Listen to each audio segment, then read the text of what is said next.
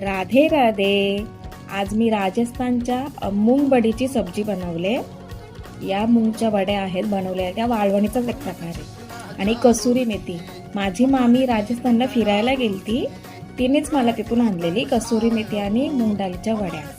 मी आधी मसाल्याची पेस्ट केली. राजस्थानी रेसिपीमध्ये आधी मसाल्याची अशी पेस्ट करतात, मी पण तसंच केलं.